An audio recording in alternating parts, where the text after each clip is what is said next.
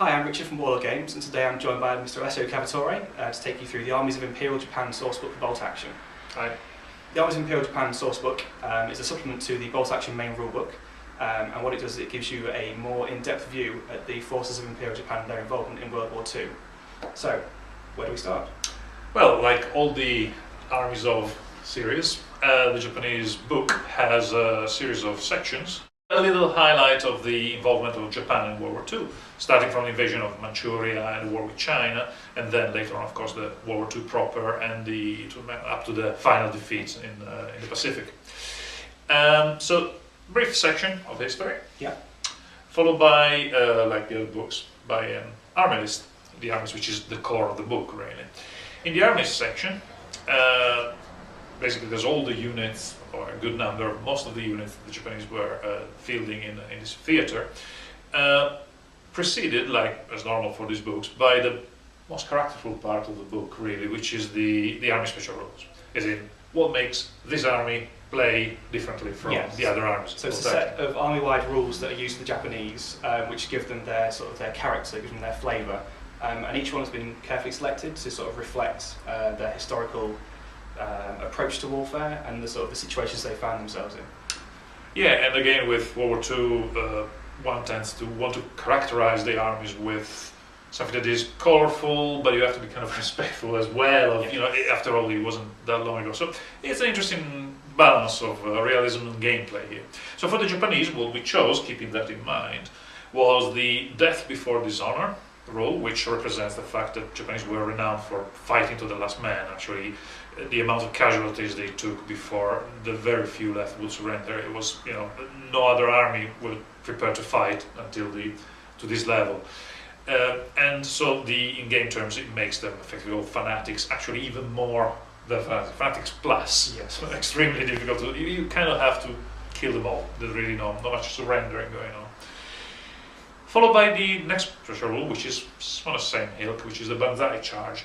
Banzai Charge, famous human wave tactics the Japanese employed, which was effectively to overwhelm the defenders with just sending all the infantry charging forward with bayonet fixed, you know, with flags, and so in a perhaps not, it felt almost like a medieval style of combat, not so much suited for World War II. And indeed, it was successful at the beginning because it terrified the enemy, of course. At the beginning, we weren't expecting this. But then, of course, once the Americans particularly realized what was going on, the British, so it was just a case of really mowing down with automatic weapons, and even with, the one thing I found out, even with canister fire. In World War II, they were using anti-tank guns loaded with canister fire with grape shot, which is like World War II? It doesn't feel like World War II, does it? Anyway, so this rule allows the Japanese Japanese soldiers to charge towards the, I said warriors, which is almost accurate, right? To charge towards the enemy, and if they are ordered to assault, to charge towards the enemy at top speed, they don't need to pass orders. They automatically shake off all the pinning, everything, they just go for it. So again, it's a powerful tactic for infantry. Another tactic, again, is quite famous for the Japanese, particularly suited to the terrain these campaigns were fought in, which we are talking about jungles most of the times, is the ambush. So Japanese were famous for using the terrain very well, camouflaged, and waiting for the enemy and then open fire at close range. So they have a rule that allows them to hide better and keep hiding, and then a nice first fire opportunity. And finally, we added a rule which is to do with the Kempei Tai, which are the secret police, well, not secret, the military police, the political police, if you want, political arm of the army, where actually was kept, you know, did the role of military police, but also, unfortunately, also did kind of forcefully recruit quite a lot of the population in, like, for example, in Okinawa, to just fight the Americans desperately using maybe bamboo spears. Yes. So there was a huge amount of, you know, the casualty rate was very high in the civilian population, unfortunately. So these are the rules that characterize the Japanese army in Bolt Action. And then once you pass this section, then you go through the actual army list proper, where you have all the usual units. The Imperial Japanese Army we made a big use of mortars, for example. So they have grenadier units which have lots of mortars in proportion, in the small mortars, 2-inch mortars, but quite in high proportion, which is a characterful thing of the Japanese as a kind of type of weaponry they use. They have naval units, so kind of marine landing force. They have paratroopers that actually weren't used very often as paratroopers, like often the case in World War II. But they did some assaults on Dutch colonies as paratroopers as well. So again, there are some accounts of that. And then basically we get to really unique units like the bamboo spear fighters unit, which again it feels a bit out of time, or even the suicide units, which are the anti-tank units, where you use shaped charges mounted on bamboo spears again, and they charge the tanks with these, which, you know, desperate but fairly effective. Certainly more effective than quite a lot of the other weaponry, because what the Japanese army did very well was infantry tactics. They were possibly even the best infantry in the game, I would say, point by point.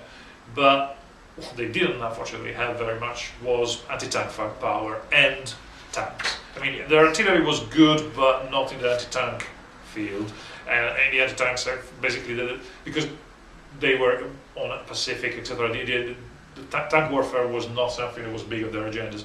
And whenever in a continent they had engagements against, for example, Soviet tanks, they had a little skirmish with the Soviets at the beginning of the war, even though then the Soviets went neutral, so they weren't fighting, where the Japanese tanks were absolutely annihilated, even by, you know, very early Russian tanks. So we're not talking T-34s, but still, you know. So Japanese army not big on tanks, not big on anti-tank capability. In fact, I think that the highest, the best gun you get in here is a medium anti-tank gun, which obviously you would even struggle against things like Shermans. You know, Sherman against these feels like a super tank, which, you know, is very historically accurate again.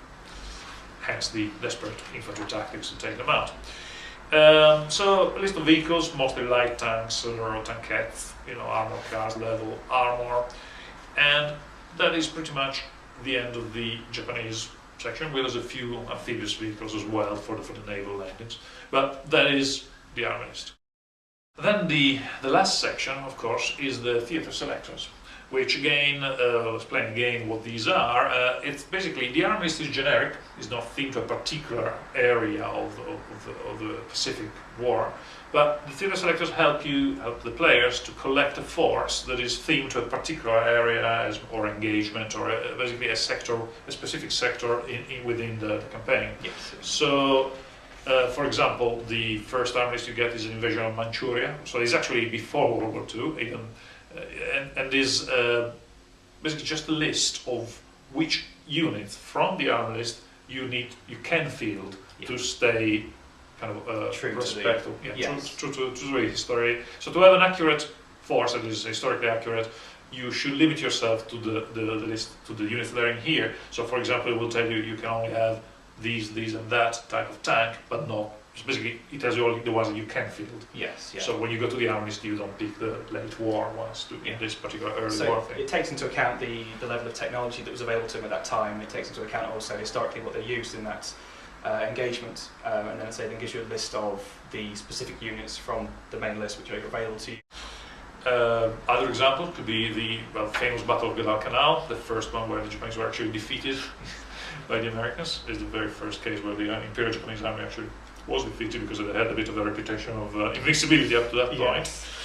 And there's, for example, an interesting one, which is the 2nd Raiding Regiment at Palembang, which is an assault by airborne forces, both naval and airborne, against a Dutch East Indies colony and oil field. So it's again is not so well known, but again, through going through these, you can both collect a force that is specific, in this case, kind of like paratroopers and Marines. And also it learns something about history, you know, like you learn about this kind of stuff, and it becomes very interesting as a read.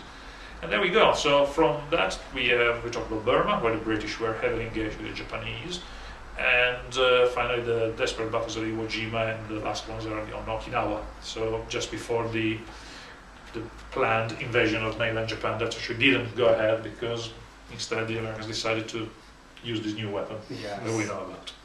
Excellent. Well, that's brilliant. Thank you very much for taking us through it, Alessio, and we'll see you soon. Thank you.